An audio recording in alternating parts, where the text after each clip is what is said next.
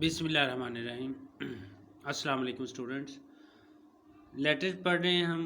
कल हमने letter number 8 पढ़ा था, आज लेटर नंबर 9 पढ़ेंगे। Write a letter to your friend.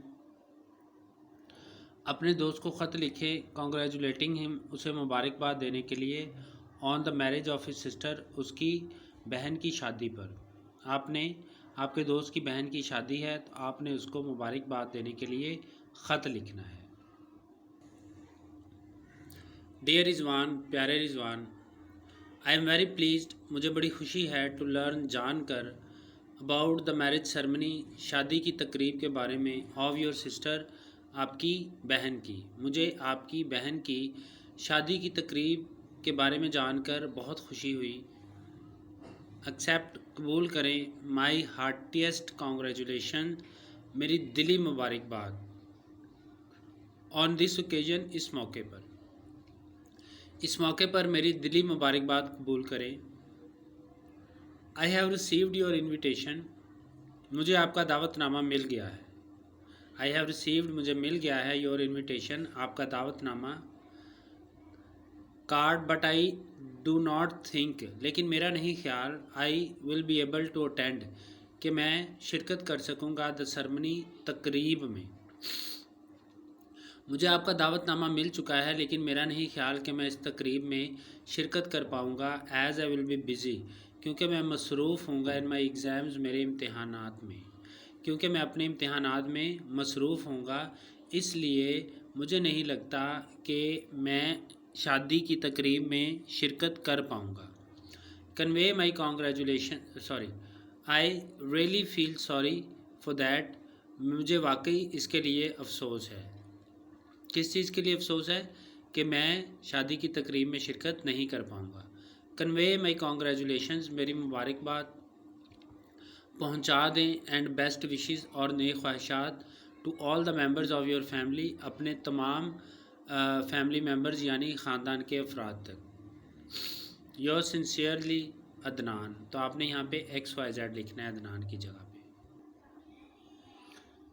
बच्चों, इसके साथ लेटर के साथ हम एक कम्प्रीहेंशन करते हैं। तो आज हमने 8वीं कम्प्रीहेंशन करनी है, कल हमने 7th की थी। तो इसको हम 8 कम्प्रीहेंशन जो है ये इलेक्ट्रिसिटी के बारे में है। The age of steam has yielded place, age of steam, steam किसको कहते हैं? भाप को। तो भाप के दौर ने हैज़ यील्डेड प्लेस, जगह छोड़ दी, to the age of electricity, electricity के दौर के लिए। भाप के दौर ने जगह छोड़ दी है बिजली के दौर के लिए। वी हैव हार्नेस्ड, हमने इसे हार्नेस्ड किया, सुधाया, काबू किया, एंड इंट्रोड्यूस्ड, और मुतारिफ़ करवाया, इट, इसको, यानी बिजली को, into the service of man, इंसान की खिदमत के लिए। इंसान ने बिजली को सुधाया और इसे इंसान की खिदमत के लिए मुतारिफ़ करवा दिया। द इलेक्ट्रिक टेलीग्राफ, बरकी टेलीग्राफ, बियर्स आवर मैसेज, हमारा पैगाम पहुंचाता है, to and brings us news, और हमारे लिए ख़बरें लाता है, from all quarters of the world, पूरी दुनिया के तमाम क्वार्टर से, तमाम हिस्सों से। यानी जो बरकी टेलीग्राफ है ये हमारा पैगाम लेकर जाता है और दुनिया के तमाम हिस्सों से हमारे लिए ख़बरें लेकर आता है। हु इज़ नॉट फेमिलियर, कौन नहीं जानता, विद द इलेक्ट्रिक बेल, बिजली की घंटी, बिजली वाली घंटी के बारे में कौन नहीं जानता। Who has not use telephone, कौन होगा जिसने टेलीफोन इस्तेमाल नहीं किया होगा। हु इज़ नॉट इंजॉइंग, और कौन लुत्फ़अंदोज़ नहीं हो रहा, इलेक्ट्रिक लाइट, बरकी रोशनी से, और कौन बरकी रोशनी से लुत्फ़अंदोज़ नहीं हो रहा। इलेक्ट्रिक मोटर्स, बिजली की मोटरें, वायरलेस टेलीग्राफी, बग़ैर तारों के टेलीग्राफी, इलेक्ट्रिक रेलवे, बरकी railway, electric modes of construction, और बरकी इस्तेमाल कंस्ट्रक्शन में, तामीरात में, एंड डिस्ट्रक्शन, और तबाही में। तबाही से मुराद यानी जब चीज़ों को डिमोलिश करना हो, बिल्डिंग वगैरह को गिराना हो, उसके लिए भी हम बिजली का इस्तेमाल करते हैं। ऑल टेस्ट, ये सब तस्दीक करते हैं, to the great power of electricity, electricity की ग्रेट पावर को, ताकत को। Electricity has developed, and created many industries. Electricity ने पैदा की और बनाई बहुत सी सनतें। It has enabled man, इसने आदमी को इस काबिल बनाया टू कॉन्कर, कि वो फतह पा ले लैंड ज़मीन, सी समंदर, एंड एयर और फ़िज़ा पर। बिजली ने इंसान को इस काबिल बनाया कि वो ज़मीन, समंदर और फ़िज़ा पर फतह पा ले, उनको अपने काबू में ले। अब हमने इसके क्वेश्चन करने हैं। तो पहला क्वेश्चन है, why do we call the present age the age of electricity. हम मौजूदा ज़माने को, मौजूदा दौर को इलेक्ट्रिसिटी का दौर क्यों कहते हैं। तो फर्स्ट आंसर है, we call the present age the age of electricity. हम इस मौजूदा दौर को इलेक्ट्रिसिटी का दौर कहते हैं, बिजली का दौर कहते हैं, as a lot of things, क्योंकि बहुत सारी चीज़ें आर डन की जाती हैं with the help of electricity, electricity की मदद के ज़रिए, क्योंकि बहुत सारी चीज़ें इलेक्ट्रिसिटी की मदद से की जाती हैं।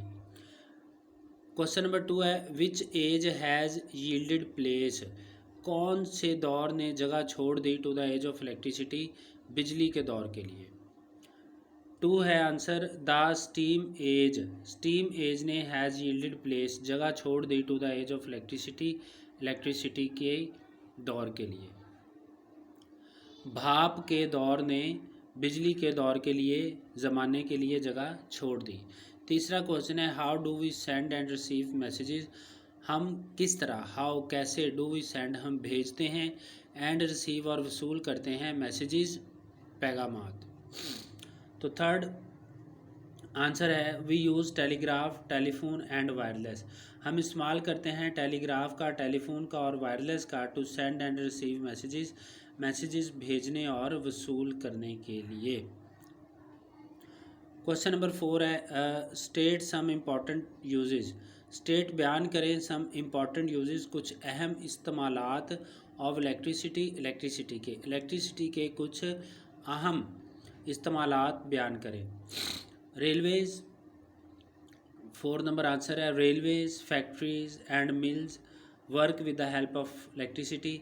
रेलवे, फैक्ट्री और मिल्स, ये सारी चीज़ें इलेक्ट्रिसिटी की मदद से काम करती हैं, बिजली की मदद से ये काम करती हैं। अगर बिजली ना हो तो फैक्ट्रियाँ बंद पड़ जाएं। What do you think is the future of electricity. आपके ख्याल में इलेक्ट्रिसिटी का फ्यूचर क्या है, मुस्तकबिल क्या है। आपके ख्याल में बिजली का मुस्तकबिल क्या है। तो आंसर है, electricity promises a bright future for Mankind. Electricity जो है वो प्रॉमिस करती है, वादा करती है ए ब्राइट फ्यूचर का फॉर मैनकाइंड, इंसान के लिए।